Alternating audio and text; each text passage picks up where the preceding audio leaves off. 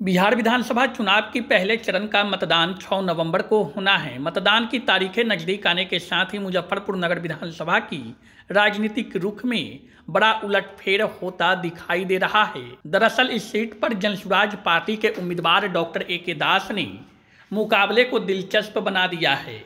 अब तक इस सीट पर मुकाबला एनडीए और महागठबंधन के बीच होती रही है, लेकिन इस बार जनसुराज के आने से मुकाबला त्रिकोणीय बन चुका है। Doctor A K. दास ने चुनावी माहौल को पूरी तरह से बदल दिया है। जहां एक तरफ चुनाव में जातीय गोलबंदी हावी दिखाई देती है, तो दूसरी तरफ डॉक्टर ए.के. दास इस मिथक को तोड़ते हुए दिखाई दे रहे हैं। एनडीए और महागठबंधन दोनों के वोट बैंक में सेंध लगाने के लिए डॉक्टर साहब पार्टी के विजन और नगर विधानसभा का तस्वीर बदलने की बात कहते हुए कभी चौक चौराहों पर हाथ में माइक थामे नुक्कड़ सभा करते दिखते हैं, तो कभी जनसंपर्क अभियान में समाज के बुद्धिजीवियों और युवाओं के साथ बैठकर समर्थन मांगते हुए दिखाई देते हैं, तो कभी अपने कार्यकर्ताओं और समर्थकों के साथ शहर के गलियों में लोगों का अभिवादन करते हुए दिखाई देते हैं। चुनावी अभियान में बिना रुके बिना थके निरंतरता के साथ अलग अलग तरीकों से लोगों तक पहुंचने में ए.के. दास कोई कसर नहीं छोड़ रहे हैं। पिछले दिनों प्रशांत किशोर के रोड शो में जितने लोग उमड़े थे, जिनका उत्साह यह बता रहा था कि इस बार डॉक्टर ए.के. दास ने राजनीतिक रूप से एक बड़ी लकीर खींचने की तरफ बढ़ रहे हैं। नगर की राजनीतिक धुरी अब सिर्फ राजनीतिक घराना या उनके परिवार नहीं होंगे, बल्कि ए.के. दास जैसे नॉन पॉलिटिकल लोग भी मद्दा रखते हैं कि चुनाव लड़ने और जीतने के लिए सही लोग, सही सोच और सामूहिक प्रयास से राजनीति की परिभाषा बदली जा सकती है। देर रात डॉक्टर साहब का चुनावी कैंपेनिंग राहुल नगर इलाके में हुई, जहां एक एक घरों में जाकर उन्होंने लोगों से मुलाकात किया, लोगों से सहयोग और समर्थन मांगा।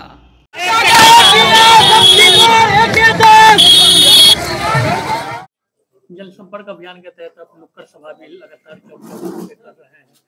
क्या अनुभव रहा इस सभा को इस तरह से करने, क्योंकि एसी रूम में बैठना डॉक्टर के लिए जो मरीज आते हैं उनका इलाज करना, लेकिन अब सड़क पे है, सड़क पे लोगों के बीच में जाकर के बातों को बताना, क्या अनुभव महसूस कर रहे हैं? थोड़ा वक्त दे दीजिए, मैं इसका जवाब देता हूँ। जनतंत्र की सबसे खूबसूरत जो पहलू है वो चुनावी प्रक्रिया है।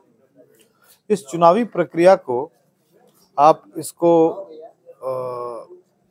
पूर्व में हमारे शिक्षा के शुरुआती दौर में गुरुकुल की परंपरा होती थी, और गुरुकुल की परंपरा जो है उसमें चाहे राजा हो, चाहे राजा का सिपाही हो, चाहे राजा का नौकर हो, सब गुरुकुल में ही पढ़ते थे। और सभी गुरुकुल में एक प्रथा थी कि एक दिन भर एक कटोरा लेके उनको अन्न मांगने जाना पड़ता था, और वो अन्न मांगने से राजा के बेटे को भी अन्न मांगने जाता था, भिक्षाटन बोलते थे। तो भिक्षाटन करने के क्रम में राजा के बेटे को क्या महसूस होता था, सेनापति के बेटे को क्या महसूस होता था, जो ऊंचे पद पर रहने वाले लोग, जिनका भविष्य में ऊंचा पद होने वाला है, वो अगर भिक्षाटन करते हैं तो उनसे दो चीज होती थी। एक कि उनका समझदारी उस क्षेत्र का बढ़ता था कि कैसे लोग किस हालात में रह रहे हैं, और दूसरा उनका खुद का अहंकार समाप्त होता था और वो एक बढ़िया इंसान बनकर निकलते थे। जो भिक्षाटन का जो क्रम है ना, जब आप किसी से कोई चीज मांगते हैं तो सबसे पहले आपका जो अहंकार है, जो दंभ है, वो खत्म होता है, और जब आप किसी के दरवाजे पर जाते हैं तो आपको उसके एक्चुअल स्थिति का, उसके एक्चुअल स्टेटस का पता चलता है। कोई अमीर होता है, कोई बहुत गरीब होता है, वो गरीबी से ज्यादा नीचे भी गरीब होता है लोग, और ये कातरता उनकी आंखों में झलकती है। तो इन सब चीजों को अगर आप देखेंगे तो चुनाव वो प्रक्रिया है जब राजनेताओं को, देश के प्रधानमंत्री को, देश के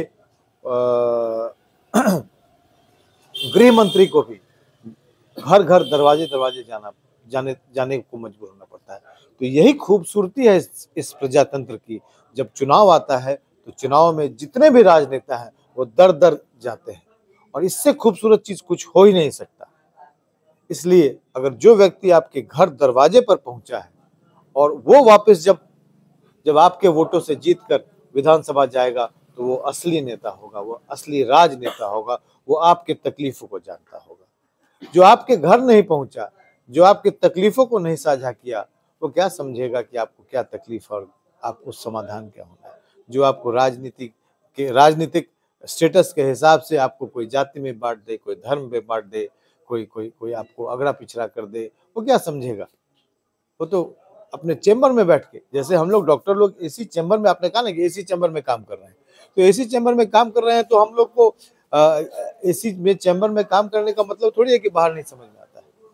लेकिन जो राजनीतिक लोग सोफा पर बैठ के राजनीति करते हैं, जो बंद कमरे में राजनीति करते हैं, उनको शायद जनता की तकलीफों का अंदाज नहीं है। इसलिए वो राजनेता अहंकारी होते हैं, वो राजनेता समस्याओं से दूर होते हैं, इसलिए समाधान उनको समझ में नहीं आता है।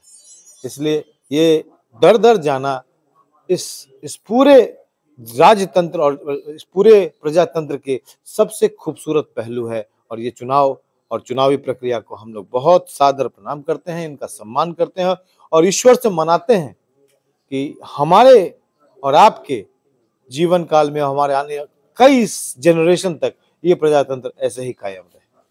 एक सवाल डॉक्टर साहब है कि चुनाव में जाति एक बड़ी फैक्टर मानी जाती है और हर लोगों का कहीं ना कहीं वोटरों का जहाँ तक देखा जाता है कि माइंड सेट होता है व्यक्ति के पक्ष में या फिर दल के पक्ष में। जल स्वराज नई पार्टी है, अब नए उम्मीदवार हैं, आप अपने विजन या फिर जो पार्टी का विजन है लोगों के माइंड सेट तक पहुंचाने में कामयाब हो पाए? क्या लोग अपने आप को माइंड सेट कर पाए हैं? क्या देखते हैं, क्या लग रहा है? देखिए, ये जो आप बात बोल रहे हैं कि जाति एक सच्चाई है, तो बिल्कुल जाति एक सच्चाई है। और जाति आपके राजनीति करने के लिए जाति नहीं बनाई जाती है। जाति आपके धर्म को, आपके संस्कार को, आपके रीति रिवाजों को पालन करने के लिए बनाई जाती है। आपने जिस परिवार में जन्म लिया उस हिसाब से आप अपना संस्कार वगैरह पालते हैं, वही जाति होती है। जाति के हिसाब से आप किसी दो व्यक्ति के साथ नजदीक हो सकते हैं, परंतु अगर आपको समझदारी है राजनीति की, तो जाति के माध्यम से अगर आप राजनीति करेंगे तो वो राजनीति से का जो फल निकल के आएगा वो आपको नुकसान पहुंचा सकता है। इस बात को समझने में बहुत तकलीफ होती है। राजनीति के माध्यम से सत्ता तक पहुंचना जो है एक शॉर्टकट है, जिसको हम लोग गेस पेपर बोलते हैं। आप और हम आपको बताते हैं कि बिहार की राजनीति में जब आप जाति की बात करने लगते हैं तो शायद आप बिहार के सम्मान को ठेस पहुंचाने का शुरुआत करते हैं। आप बिहार और बिहारी पन्ना को इतना हल्का से सिर्फ जाति के आधार से मत तौलिए।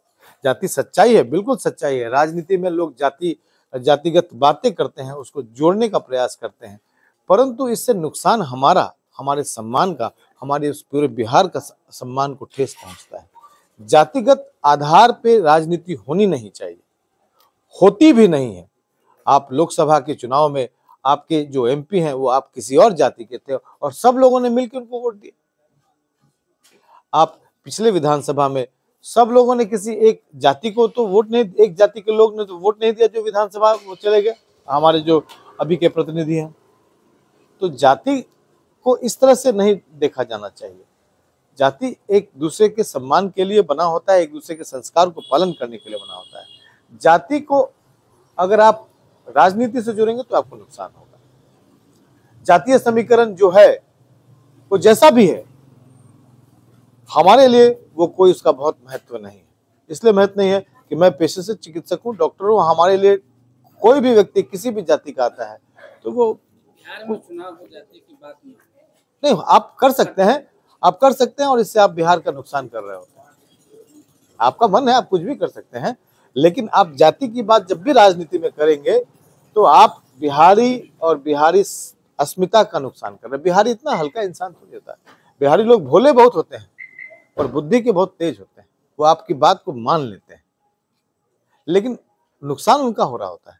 और ये नुकसान जो हो रहा है वो पिछले 35 वर्षों में, इस बार का हिसाब, इस चुनाव में इस बार का हिसाब पूरा कर लिया जाएगा। इस बार जातिगत आधार से लोग अपने विधायक को मुजफ्फरपुर में नहीं चुनेंगे। इस बार उसके छवि पर, उसके शिक्षित होने पर, उसके समझदार होने पर, उस पर भरोसा रखने वाले पर ही चुनेंगे। पार्टी का बंधन नहीं होगा, पार्टी का बंधन टूटेगा, दल नहीं, इस बार दिल का काम होगा। जाति का भी बंधन टूटेगा, जाति का बंधन टूटेगा। कहाँ आंक रहे हैं अभी अपने आप को? 2-3 दिन प्रचार में बचे हैं। 3-4 दिन के बाद चुनाव होना है और कुछ 14 तारीख को रिजल्ट आना है। खुशियाँ आप तक भी आएंगी, हम तक भी आएंगी। हम लोग दोनों साथ में लड्डू खाएंगे। शादी का फर्नीचर सेट 34,500 से स्टार्ट। AFZ फर्नीचर के ऑफिशियल यूट्यूब चैनल पर विजिट करिए विशेष जानकारी के लिए और परचेज करिए बिहार के सबसे बड़े शोरूम से।